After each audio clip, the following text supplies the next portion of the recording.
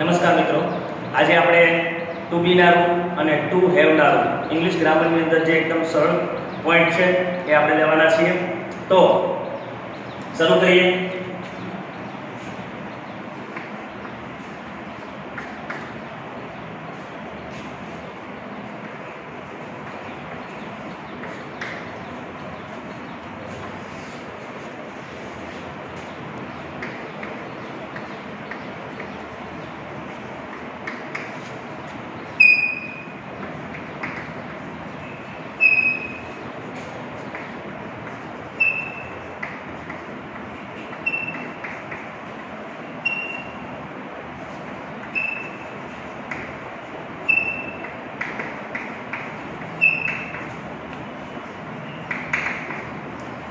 તો ટુ બી ના રૂપની અંદર ખાસ કરીને પ્રેઝન્ટ, પાસ્ટ અને ફ્યુચર આ ત્રણ પ્રકારના સમય બરોબર આવે છે.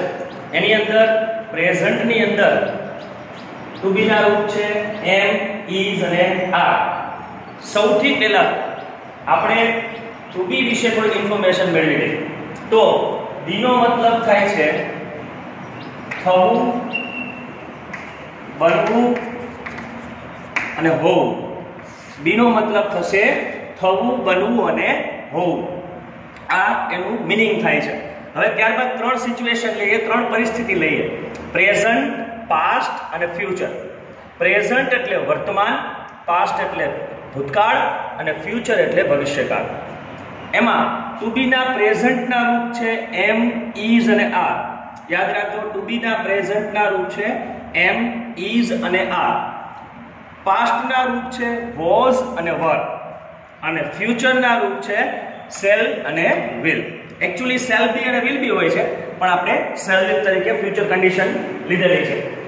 હવે કયા સબ્જેક્ટ સાથે એટલે કે કર્તા સાથે એમ ઇઝ આર વપરાય, વોઝ વર વપરાય કે શેલ વિલ વપરાય, એના વિશે આપણે થોડી ઘણી ઇન્ફોર્મેશન મેળવી લઈએ. તો ટુ બી ના પ્રેઝન્ટ ના રૂપ જે છે એમ, ઇઝ, આર, તો એના વિશે આપણે થોડી માહિતી મેળવીએ. સબ્જેક્ટ, જેને ગુજરાતીમાં કહેવામાં આવે છે કર્તા, જે વાક્યની શરૂઆતમાં હોય છે. કર્તા એટલે શું? કર્તા એટલે કામ કરનાર વ્યક્તિ પોતે. યાદ રાખજો, કર્તા એટલે કોણ? જે કાર્ય કરે છે એ વ્યક્તિ પોતે, એને કર્તા તરીકે ઓળખવામાં આવે છે. હવે એમાં બે પોઈન્ટ છે: સિંગ્યુલર અને પ્લુરલ, એટલે કે એકવચન અને બહુવચન. સિંગ્યુલર નો મતલબ થશે એકવચન, પ્લુરલ નો મતલબ થશે બહુવચન. હવે સિંગ્યુલર ની અંદર ફર્સ્ટ પર્સન એટલે કે પહેલો પુરુષ, જેને એફપી આપણે તરીકે શોર્ટકટમાં દર્શાવીએ, ફર્સ્ટ પર્સન પહેલો પુરુષ કોણ છે? આઈ. હવે ફર્સ્ટ પર્સન પ્લુરલ કોણ છે? વી. એટલે કે આઈ નું બહુવચન થાય છે વી. ત્યારબાદ સેકન્ડ પર્સન તરીકે આવશે યુ. સેકન્ડ પર્સન પ્લુરલ તરીકે આવશે યુ. ત્યારબાદ થર્ડ પર્સન ની અંદર આવશે હી, શી અને ઇટ. થર્ડ પર્સન ની અંદર આવશે હી, સી અને ઇટ, અને આ ત્રણેયનું બહુવચન થાય છે દે. તો આને સબ્જેક્ટ તરીકે ઓળખવામાં આવે છે. આઈ, વી, યુ, હી, સી, ઇટ અને તે. આ છે સબ્જેક્ટ. હવે આની અંદર ખાસ કરીને આપણે આ રૂપ જે છે એનો ઉપયોગ આની અંદર કરવાના છે, એટલે તમને એના કયા સબ્જેક્ટ સાથે કેનો ઉપયોગ થાય એના વિશે આપણે થોડી માહિતી મેળવી શકીએ. સૌથી પહેલા આપણે લઈએ છીએ એમ, ઇઝ અને આર, જે ટુ બી નું પ્રેઝન્ટ નું રૂપ છે. તો કયા સબ્જેક્ટ સાથે એમ વપરાશે, ઇઝ વપરાશે કે આર વપરાશે, એના વિશે આપણે થોડી માહિતી મેળવી લઈએ. હવે આઈ જે છે, આઈ સાથે યુઝ થશે એમ. આઈ એમ, જેનો મતલબ થાય છે હું છું. આઈ એમ, હું છું. વી સાથે આવશે આર, જેનો મતલબ થાય છે અમે છીએ. વી આર એટલે કે અમે છીએ.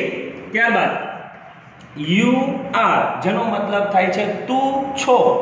ત્યારબાદ યુ આર, જેનો મતલબ થાય છે તમે છો. તો આવી રીતે ત્યારબાદ હી, સી અને ઈટ જે છે એ ત્રણેય સાથે ઉપયોગ થશે ઇઝ. હી ઇઝ એટલે તે છે. જનરલી હી નો ઉપયોગ પુરુષ જાતિ માટે કરવામાં આવે છે, એટલે he is. She is, she એ સ્ત્રી જાતિ માટે વપરાય છે. ઇટ ઇઝ જે નિર્જીવ કે પ્રાણી માટે વપરાય છે, એટલે કે નાન્યતર જાતિ માટે વપરાય છે. તે છે, તેણી છે અને તે છે. ત્યારબાદ ધેય સાથે આવશે આર, જેનો મતલબ થાય છે તેઓ છે. તો આવી રીતે આપણે એમિઝારનો ઉપયોગ કરી શકાય છે. હવે હું તમને એક બોક્સના માધ્યમથી શીખવવા માંગીશ. તો I am, we are, you are, you are, he she it is, they are. ફરીથી એકવાર બોલી જાઉં છું. I am, we are, you are, you are, he she it is, they are. તો આ છે એમિઝારનો ઉપયોગ.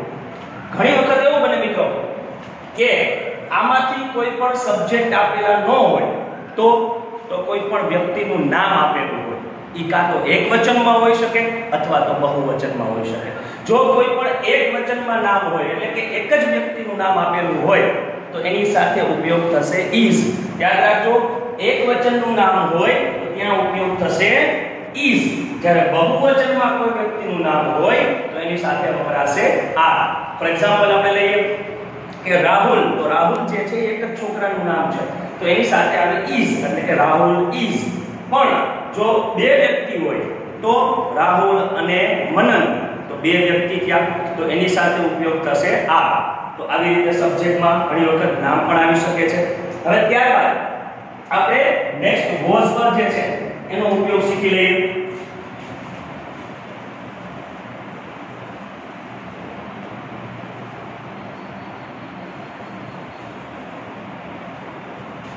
ફરીથી મિત્રો આપણે વોઝ પર તરફ જોઈએ. આઈ સાથે આવશે વોઝ, વી સાથે વર. આઈ વોઝ નો મતલબ થાય હું હતો. આઈ વોઝ એટલે હું હતો. વી વર એટલે અમે હતા. વી વર એટલે અમે હતા. યુ સાથે આવે વર, ત્યારબાદ યુ સાથે વર, બરોબર. એટલે યુ વર એટલે તું હતો. યુ વર એટલે તમે હતા. ત્યારબાદ હી સી ઇટ સાથે આવશે વોઝ. તે હતો, તેણી હતી, તે હતું અને ધે વર એટલે કે તેઓ હતા. તો આવી રીતે વોઝ વરનો ઉપયોગ છે. હવે ફરીથી આપણે બોક્સના માધ્યમથી શીખી લઈએ. તો I was, we were, you were, you were, he she it was અને they were. I was, we were, you were, you were, he she it was અને ધે વર. એમાં પણ ફરીથી આવી રીતે યાદ રાખવાનું, એક વચનનું નામ હોય તો વોઝ અને બહુવચનનું નામ હોય તો વર. આવી રીતે વોઝ વરનો ઉપયોગ થાય છે. ફરીથી એકવાર ગુજરાતી કહી દઉં છું. આઈ વોઝ એટલે હું હતો, વી વર એટલે અમે હતા, યુ વર એટલે તું હતો, યુ વર એટલે તમે હતા, હી વોઝ તે હતો, સી વોઝ તેણી હતી, ઇટ વોઝ તે હતું અને ધે વર તેઓ હતા. હવે ત્યારબાદ આપણે શેલ નો ઉપયોગ જોઈએ.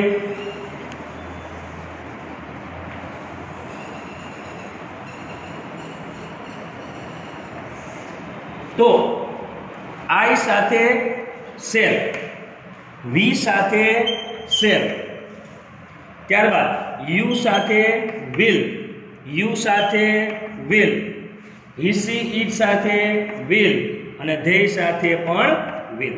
તો આમાં બે જ વસ્તુ યાદ રાખવાની છે. સામાન્ય વાત છે, બે ગાડી એવી છે આમાં કે જે સેલ થી ચાલે છે, બાકી બધી વ્હીલ ઉપર ચાલે છે. યાદ રાખજો, આઈ અને વી જે છે એ બંને સાથે સેલ નો ઉપયોગ થાય છે. એટલે કે I shall, we shall, you will, he she it will અને ધે વિલ. ફરીથી એકવાર કહી દઉં છું. I shall, we shall, you will, he she it will અને ધે વિલ. જેનો મતલબ ગુજરાતી પણ આપણે સમજી લઈએ. હું હઈશ, અમે હસું, તું હઈશ, તમે હસો, તે હશે, તેણી હશે, તે હશે અને તેઓ હશે. તો આવી રીતે ફરીથી એકવાર કહી દઉં છું. આઈ શેલ નો મતલબ શું થાય? હું હોઈશ. વી શેલ એટલે અમે હશું. યુ વિલ એટલે તું હોઈશ. યુ વિલ એટલે તમે હશો. હી વિલ એટલે તે હશે. સી વિલ એટલે તેણી હશે. ઇટ વિલ એટલે તે હશે. અને ધે વિલ એટલે તેઓ હશે. અને નામ હોય એ એકવચન હોય કે બહુવચન હોય, બંને સાથે will નો જ ઉપયોગ થાય છે. એટલે આ હતું આપણે to be નું બોક્સ. તો તમે યાદ રાખ્યું હશે. Thank you. તો નેક્સ્ટ મિત્રો આપણે to have નું રૂપ જોઈએ. to have નો મતલબ શું થાય છે? ની પાસે હોવું. to have નો મતલબ શું થાય? ની પાસે હોવું. આ હેવેસ જે છે એ જનરલી પૂર્ણ કાળની અંદર ઉપયોગ થાય છે. તો હેવેસ ના પણ અલગ અલગ રૂપ છે, એના વિશે આપણે થોડી ઇન્ફોર્મેશન મેળવીએ. તો હેવેસ ના રૂપની અંદર પ્રેઝન્ટ, સમયના હંમેશા ત્રણ પ્રકાર હોય. તો એની પ્રેઝન્ટ ની અંદર આવશે હેવ અને હેઝ. ત્યારબાદ પાસ્ટ માં આવશે હેડ. અને ફ્યુચર ની વાત કરીએ તો એની અંદર શેલ, હેવ, will have. યાદ રાખજો, શેલ હેવ અને will have. તો આ પણ આમાં ત્રણ સિચ્યુએશન, સમયની ત્રણ પ્રકાર છે: પ્રેઝન્ટ, પાસ્ટ અને ફ્યુચર. પ્રેઝન્ટ ની અંદર આવશે હેવેસ, પાસ્ટ ની અંદર આવશે હેડ અને ફ્યુચર ની અંદર આવશે શેલ હેવ અને will have. તો આ એના રૂપ છે. હવે આપણે સબ્જેક્ટ સાથે એટલે કે કર્તા સાથે તેનો ઉપયોગ થાય છે એનો ઉપયોગ જાણી લઈએ. બે સિચ્યુએશન તમને ખબર જ છે, સિંગ્યુલર અને પ્લુરલ. આમાં લખી નાખીએ આપણે સિંગ્યુલર, પ્લુરલ, એકવચન અને બહુવચન. તો એમાં પણ આપણે ફર્સ્ટ પર્સન આવશે કોણ? આઈ. બરોબર. આઈ નું બહુવચન શું થશે? વી. ત્યારબાદ સેકન્ડ પર્સન ની અંદર એટલે કે બીજો પુરુષ આવશે યુ. એનું બહુવચન થશે યુ. ત્યારબાદ ત્રીજો પુરુષ કોણ છે? હી, સી અને ઇટ. ત્રણેયનું બહુવચન શું? ધે. તો ફર્સ્ટ પર્સન તરીકે પહેલો પુરુષ કોણ? આઈ અને વી. યુ અને યુ જે સેકન્ડ પર્સન માં આવે છે, અને હી, સી, ઇટ અને ધે જે છે એ થર્ડ પર્સન એટલે કે ત્રીજો પુરુષમાં આવે છે. હવે આપણે એક એક સિચ્યુએશન ને આમાં મૂકતા જઈએ. તો પ્રેઝન્ટ જે છે એના રૂપ કયા છે? હેવ અને હેઝ. તો કયા સબ્જેક્ટ સાથે હેવ ઉપયોગ થશે, કયા સબ્જેક્ટ સાથે હેઝ ઉપયોગ થશે એ આપણે જોઈ લઈએ. આઈ સાથે આવશે હેવ. આઈ હેવ નો મતલબ થાય મારી પાસે છે. આઈ હેવ નો મતલબ મારી પાસે છે. વી હેવ તો અમારી પાસે છે. વી હેવ નો મતલબ અમારી પાસે છે. યુ હેવ તારી પાસે છે. યુ હેવ તમારી પાસે છે. હી, સી, ઇટ ત્રણેય સાથે વપરાશે હેઝ. તેની પાસે છે, તેણીની પાસે છે અને તેની પાસે છે. હી હેઝ નો મતલબ થશે તેની પાસે છે. સી હેઝ નો મતલબ તેણીની પાસે. ઇટ હેઝ નો મતલબ તેની પાસે. અને ધે હેવ નો મતલબ થશે તેઓની પાસે. તો ફરીથી એકવાર બહુ યાદ રખાવી દઉં છું. આઈ હેવ એટલે મારી પાસે. વી હેવ એટલે અમારી પાસે. યુ હેવ એટલે તારી પાસે. યુ હેવ એટલે તમારી પાસે. હી હેઝ તેની પાસે. સી હેઝ તેણીની પાસે. ઇટ હેઝ તેની પાસે. અને ધે હેવ એટલે તેઓની પાસે. હવે ફરીથી એકવાર બોક્સ બોલ દઉં છું. I have, we have, you have, you have, he, she, it, has, they have. તો આ તો હેવેસ નો ઉપયોગ.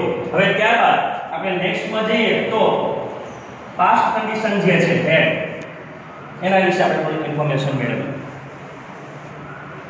તો એમાં તો સરળ છે, દરેક સાથે હેડ જ વપરાશે.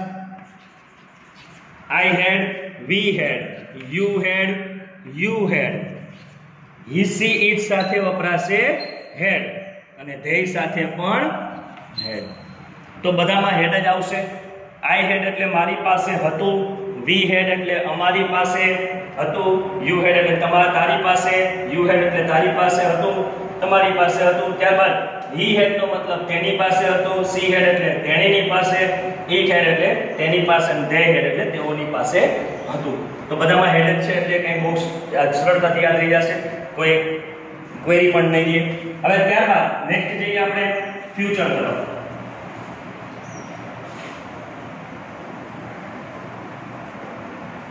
હવે ફ્યુચર ની અંદર તમે બધા જાણો છો બે સાયકલ એવી છે જે સેલ થી આવે છે, એટલે કે I shall have, we shall have. આ બંને જે છે I અને we બંને સાથે shall નો ઉપયોગ થાય છે. જ્યારે you સાથે અને you સાથે બાકીના બધા સબ્જેક્ટ જે છે એની સાથે will નો ઉપયોગ થશે. એટલે કે you will have,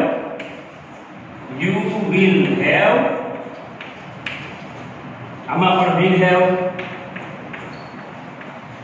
આમાં પણ will have. બરાબર.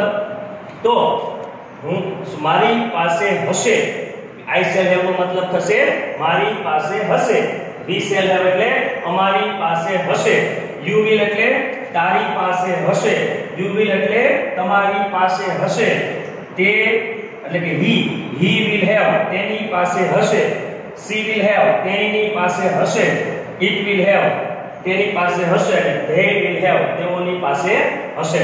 તો આ તો shall will નું બોક્સ. તો તમને આ જરૂરથી યાદ રહી ગયું હશે. Thank you very much.